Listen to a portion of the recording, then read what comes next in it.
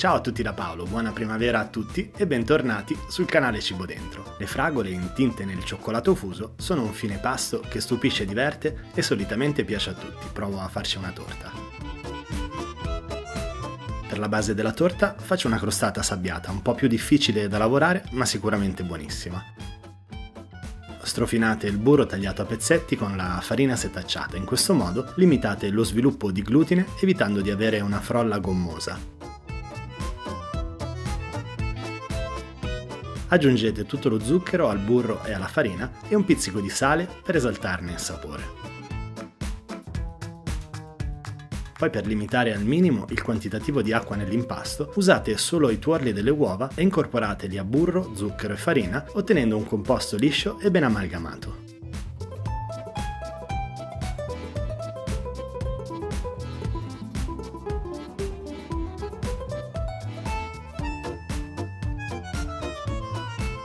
Lasciatelo riposare in frigorifero una mezz'ora, poi lavoratelo inizialmente con le mani e poi col mattarello fino ad ottenere una sfoglia abbastanza larga da poter ricoprire la vostra tortiera. La frolla lavorata in questo modo è molto gustosa e non gommosa, ma di contro è un po' più difficile da lavorare, tende a spezzarsi. Se dovesse accadere basta riparare eventuali crepe con dei pezzetti di frolla.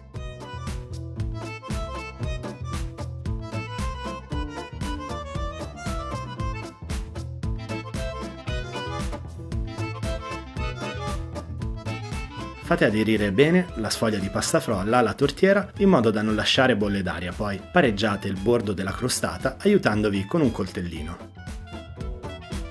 Bucate il fondo della crostata con i rebbi di una forchetta, poi adagiate sulla base della torta un foglio di carta forno accartocciato e riempitela con 2 o 3 bicchieri di ceci secchi in modo che limiti il rigonfiamento della base in cottura. La crostata deve cuocere 30 minuti, i primi 15 minuti con i ceci secchi, poi altri 15 minuti senza niente per asciugare bene. Quando la base si è cotta, toglietela dal forno e fatela raffreddare completamente. Premete leggermente sui bordi per aiutare il distacco dallo stampo, giratela sottosopra ed estraetela. Dovrebbe venire via senza problemi se avete imburrato e infarinato lo stampo.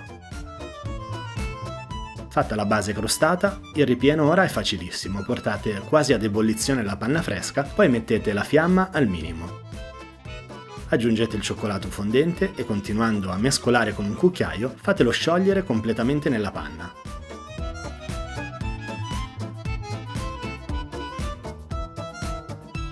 Una volta fatta la ganache, lasciatela raffreddare a temperatura ambiente e preparatevi le fragole a pezzetti.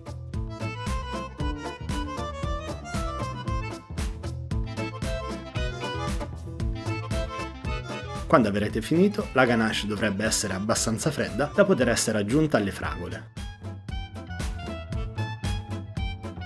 Se volete coprire le fragole evitando di lasciarle a vista, tenetevi da parte circa metà della crema al cioccolato che vi siete preparati e aggiungetela alla fine.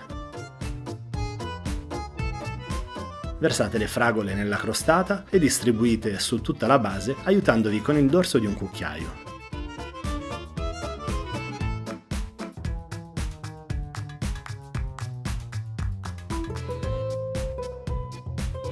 Poi, come vi dicevo, se volete nascondere le fragole con il cioccolato, ricoprite con circa metà della ganache che vi siete tenuti da parte e mettete in frigorifero a solidificare per almeno 3 ore, meglio tutta la notte.